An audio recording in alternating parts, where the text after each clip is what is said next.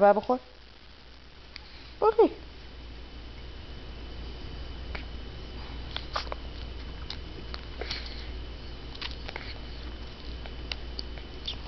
قربون صداشو، قربون نفساشو. کوچولوی منه. این دختر منه. به تو چه دوربین چیه؟ تو کار خودتو بکن. مامان دوست هست ما فیلم بدیه. از انگشتای کوچولوت گرفته تا این زیاده دوست. حالا ببینم که اینطوری پش از ازتت ماما.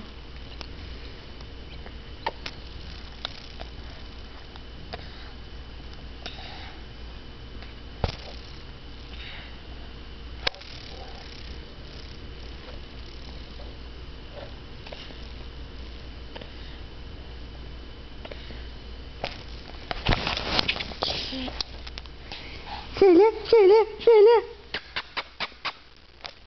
نکنه ماما بنده دوربین رو تو دهنش نکنه. کشیفه نکن.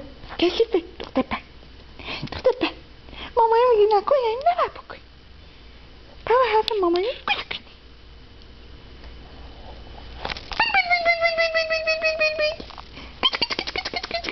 نکی بپ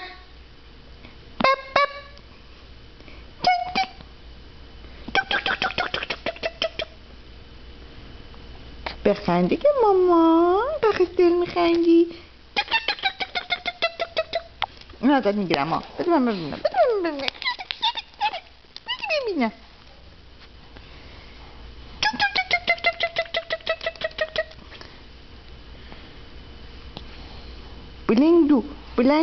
بلندون چلندون چوچولو. هی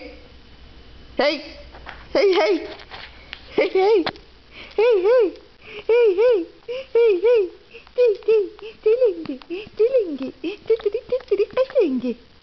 نگی یه حرفی بزن ماما. بگو چی خوردی؟ پاپا بگو پاپا خوردم. امروز برای اولین بار بیسکویت خوردم. بگو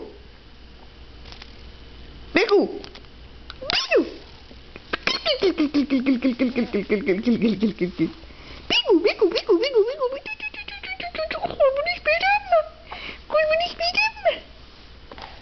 هی تن حرف نمیزنه.